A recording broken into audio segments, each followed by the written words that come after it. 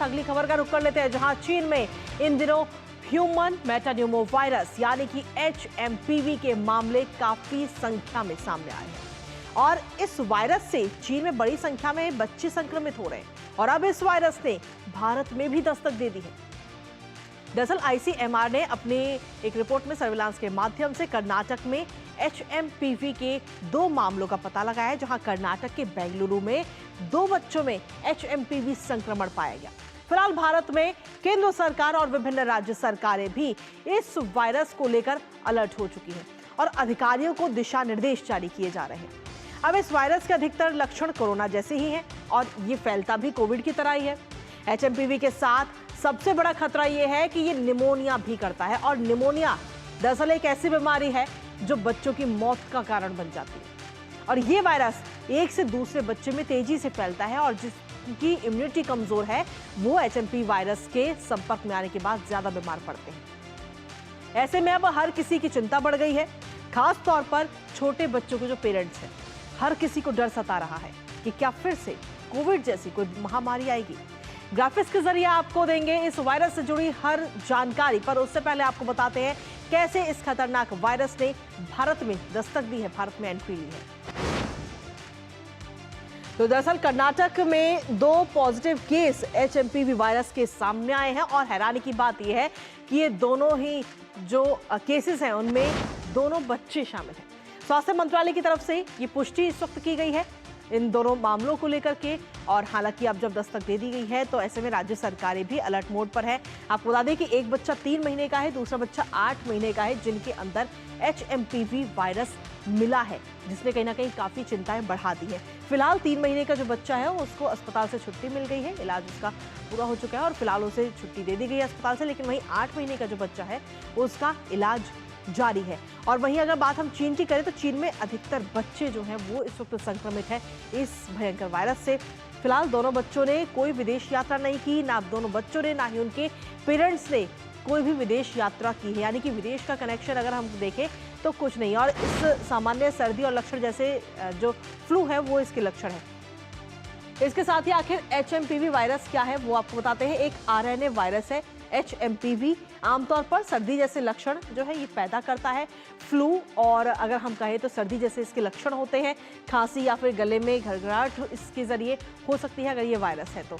इसके साथ ही अगर हम देखें तो जोखिम इससे रहता है, ठंड के मौसम में ज़्यादा इसका खतरा बढ़ जाता है। तो HMPV वायरस आखिर क्या है वो आपको बता रहे हैं।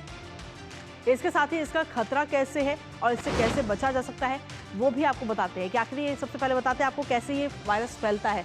HMPV वायरस खांसने और छींकने से फैलता है, तो ऐसे में बहुत ज़रूरी है कि आप अपना ध्यान रखें। संक्रमित व्यक्ति के संपर्क में आने से ये वायरस सबसे ज़्यादा फैलता है। इसके साथ ही अगर हम देखें तो संक्रमित व्यक्ति से हाथ मिलाने से भी ये वायरस फैल सकता है, यानी कि जो ये वायरस फैल रहा है बिल्कुल कोविड की तर्ज पर ही है। संक्रमित तो होने पर 3 से 5 दिनों में ही इसके लक्षण दिखने लगते हैं अगर आप इस वायरस से संक्रमित हैं। इसके साथ ही आपको बता दें कि आखिर इसके लक्षण क्या क्या है। खांसी और बुखार सबसे कॉमन लक्षण है जो कि हमने कोविड के दौरान भी देखा था। इसके साथ ही अगर हम देखें तो निमोनिया और ब्रोंकाइटिस होने का भी खतरा इसके जरिए हो सकता है, HMPV वायरस के जरिए। साथ ही कोविड जैसे इस वायरस के लक्षण हैं, यानी कि जो बचाव हम कोविड के दौरान कर रहे थे, मास्क लगाना और एक दूसरे से थोड़ा उचित दूरी बनाए रखना, उसी का हमें पालन करना होगा। छोटे बच्चों पर सबसे ज़्यादा HMPV का असर है, क्योंकि चीन में इस वक्त सबसे ज़्यादा छोटे बच्चों पर असर देखने को मिल रहा है। सबसे ज़्यादा संख्या में छोटे बच्चे जो है वो इस वक्त वहाँ पर अस्पताल में भर्ती हैं। इसी पर ले लेते हैं ताज़ा अपडेट। इस वक्त हमारे साथ में हमारे सहयोगी नितेंद्र सिंह इस वक्त जुड़ रहे हैं, सीधा उनका रुख करते हैं। नितेंद्र, भारत की अगर हम बात करें तो 2 मामले अभी तक सामने आए हैं, लेकिन हैरानी वाली बात यह है कि उनका कोई विदेशी कनेक्शन भी नहीं है। ना पेरेंट्स वहां पर गए, ना ये बच्चे विदेश में गए या चीन में गए, लेकिन उसके बावजूद भी भारत में 2 बच्चों में ये वायरस पाया गया है। फिलहाल क्या कुछ तैयारियां हैं सरकार की तरफ से?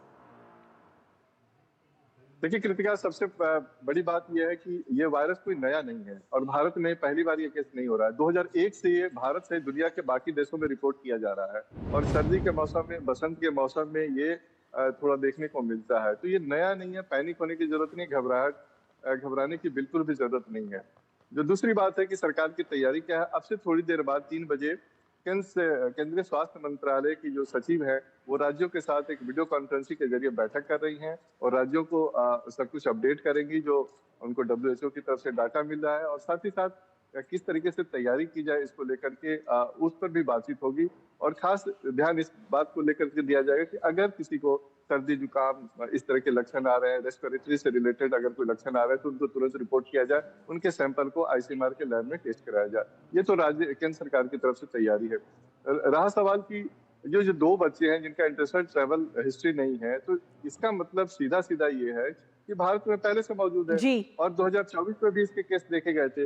लेकिन जो सर्ज की बात हम करते हैं जो बहुत तेजी से फैलता हो, ऐसी कोई अभी तक रिपोर्ट नहीं दर्ज की गई है। ICMR की किसी लैब में जो सर्वेलेंस सिस्टम है ICMR की, उसमें देखा नहीं गया है और बहुत ही नॉर्मल है। हमने देखा जी। कि 3 माह की जो बच्चा है वो ठीक होकर चला गया, जो दूसरा बच्चा है 8 माह का वो भी जल्दी ठीक होकर चला जाएगा। तो घबराने की बिल्कुल भी जरूरत नहीं जी है, बिल्कुल पैनिक होने की नितेंद्र। जरूरत नहीं है, ना ही कोरोना जैसी कोई स्थिति है। नितिन, संक्षेप में आपसे एक चीज और जानना चाहेंगे, और खासतौर पर ये बात उन पेरेंट्स की तरफ से ये सवाल इस वक्त है कि आखिर जिन पेरेंट्स के बच्चे छोटे हैं, 2 महीने, 4 महीने या साल भर या 2 साल के हैं, वो अपने बच्चे का किस तरीके से ध्यान रखें? क्या इसको लेकर अभी कुछ जानकारी है?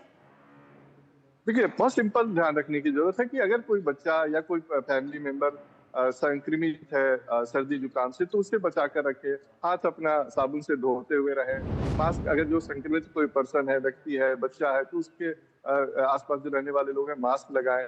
यही जी। सिंपल प्रिकॉशन है और कोई प्रिकॉशन की जरूरत नहीं है। बिल्कुल घबराने की बिल्कुल जरूरत नहीं है। चलिए, फिलहाल बहुत बहुत शुक्रिया नितेंद्र, तमाम जानकारी हमारे साथ साझा करने के लिए।